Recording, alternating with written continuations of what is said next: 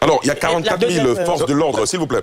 44 000 forces de l'ordre qui ont été mobilisées pour cette élection. Oui. Quelle est la nature de la collaboration entre ces forces et la CEI? Mais une bonne collaboration. Vous savez, nous sommes porteurs de l'organisation des élections. Mais cette organisation ne se fait pas sans sécurité. Donc c'est ainsi que les agents des forces de l'ordre se sont organisés à détacher un service au sein de la commission électorale indépendante, qu'on appelle un centre de gestion des opérations électorales. Ce centre est en contact avec toutes les autres unités sur toute l'étendue du territoire, de sorte à relayer chaque fois qu'il y a des difficultés et trouver des solutions aux difficultés qui vont se présenter. Alors, pour revenir à la question de M. Fofana... La question, la technique de l'araignée, c'est comme ça que vous l'avez appelé? Mais vous nous apprenez quelque chose. On va en tenir compte. Si dans un rang... vous savez, l'élection, c'est l'expression de la liberté. Le citoyen qui vient dans le rang, tant qu'il n'est pas rentré dans le bureau de vote, nous n'avons aucun droit sur lui. Quand il arrive dans le bureau de vote, nous lui demandons, monsieur, votre carte d'électeur, s'il ne nous la présente pas et qu'il a un autre document pouvant justifier son identité, on prend cette pièce-là et puis on vérifie sa présence. S'il n'est pas sur la liste électorale, on les conduit poliment. Il peut être dans l'erreur. Vous savez, c'est ça aussi la liberté. On ne peut pas de facto venir dans un rang. Quels sont tous ceux qui ont les documents, tous ceux qui ne sont pas l'opération araignée? Vous nous apprenez quelque chose. Mais nous, on est obligés, c'est ça aussi la démocratie. On se soumet aux règles. Quand il va venir dans le bureau de vote et qu'on va constater que ce monsieur ne remplit pas les conditions pour exercer son vœu qui est de participer au vote alors qu'il n'est pas inscrit sur la liste électorale, on va les conduire. Fut-il araignée ou un autre nom qui puisse s'adapter à son comportement. Très bien. Seriba Kone? Oui, monsieur le Président, je reviens sur ce que le jeune frère a dit tout à l'heure. Vous savez, pour la simple question d'élection au niveau local, il y a eu un centre au niveau du Nord qui a été incendié. Oui. Pour ce que j'ai suivi en direct au niveau de Tia Salé, par exemple, à la même période, les forces de l'ordre ont été prises à partie au sein même du centre de vote. Du bureau de vote non, pas du bureau de vote. Du lieu de vote. Du lieu. La CEI locale. Au dépouillement. Oui, c'est toujours le lieu de vote. D'accord, si c'est comme ça que vous...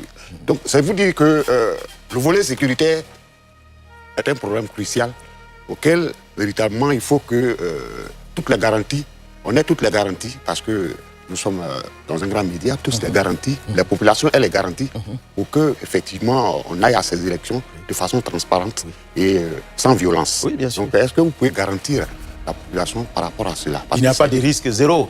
Mais nous faisons le maximum. Vous savez, depuis le 6 octobre, l'ordre d'opération a été donné et les agents des forces de l'ordre se sont déployés sur toute l'étendue du territoire. Donc, je crois que si un fait est de créer un cordon sécuritaire vis-à-vis de tout ce qui est opération électorale, il est bon aussi d'inviter les concitoyens à être disciplinés. C'est ça aussi qui est le plus important. On va dire aux agents des forces de l'ordre d'être vigilants, mais on ne peut pas mettre un agent des forces de l'ordre derrière chaque citoyen. Donc, il appartient aux citoyens aussi d'être disciplinés. Parce que ici, l'élection n'a pas à s'accommoder des violences. Vous avez un procès verbal, vous avez un droit de recours contre les irrégularités qui sont commises dans un bureau de vote. Il n'y a pas lieu de faire de la violence. Voilà pourquoi il est même dit sur le procès verbal, qui est le journal du bureau de vote, une partie qui est réservée aux observations. Donc, si vous considérez qu'il y a des irrégularités qui ont été commises dans le bureau de vote, mais vous y mentionnez les irrégularités, ces observations-là sur le bureau de vote, sans préjudice, bien entendu, de saisir les juridictions compétentes en la matière. Donc, nous faisons le mieux. Aujourd'hui, il y a beaucoup de n'oubliez pas, les agents de force de l'ordre ne sont pas seulement que pour l'élection. La vie continue ailleurs aussi. Hein. Donc, il faudra que les uns et les autres se disciplinent aussi et se conforment un peu aux règles. Attendez, c'est d'une élection, il est question. Monsieur, une élection, c'est quoi? C'est un citoyen qui décide de trouver une solution aux problèmes des autres citoyens. C'est lui qu'on appelle candidat. Parce que dans notre constitution, M. Diarra-Souba, le pouvoir appartient au peuple. C'est le peuple qui exprime sa volonté à travers deux méthodes. Soit le référendum, soit par ses représentants élus. Mais ces représentants sont élus par le biais d'une élection. Mais l'élection, c'est quoi alors? C'est le fait qu'un candidat vienne proposer à tel ou tel qu'il a la solution à leurs difficultés.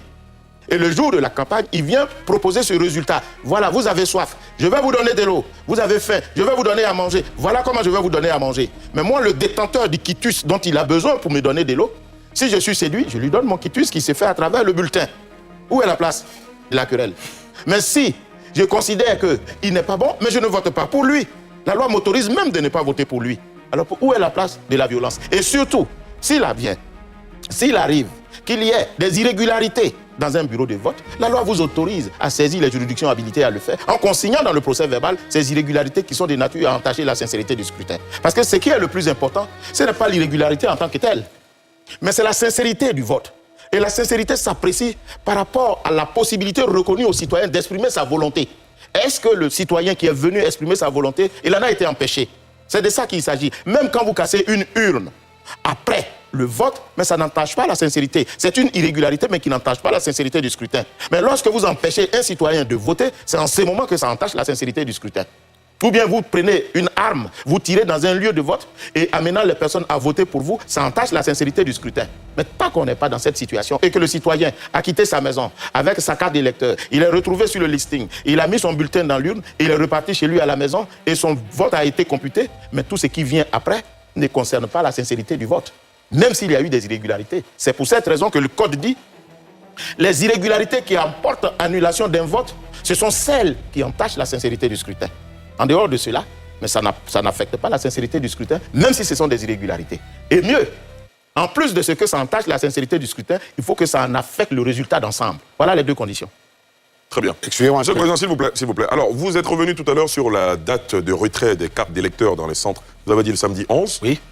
Et pour les Ivoiriens de l'étranger, les Ivoiriens de la diaspora. Mais c'est la même date. Alors, mais il est bon, M. Diarra-Souba, de préciser que si vous n'arrivez pas à retirer la carte d'électeur pendant la période dédiée par la commission électorale pour retirer la carte d'électeur, la loi vous autorise à pouvoir retirer votre carte le jour de l'élection.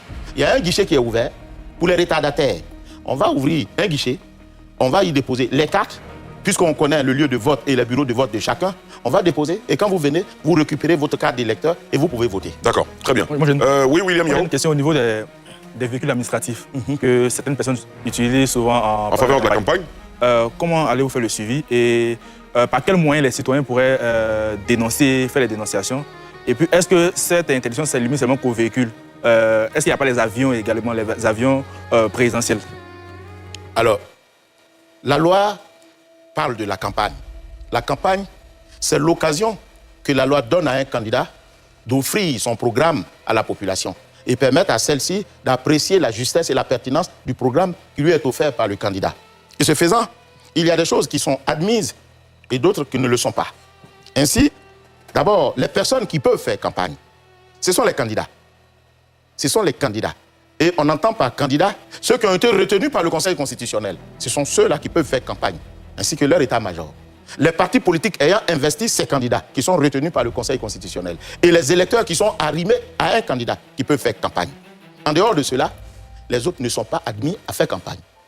Ceux qui n'ont pas été retenus au titre du Conseil constitutionnel ne doivent pas faire campagne.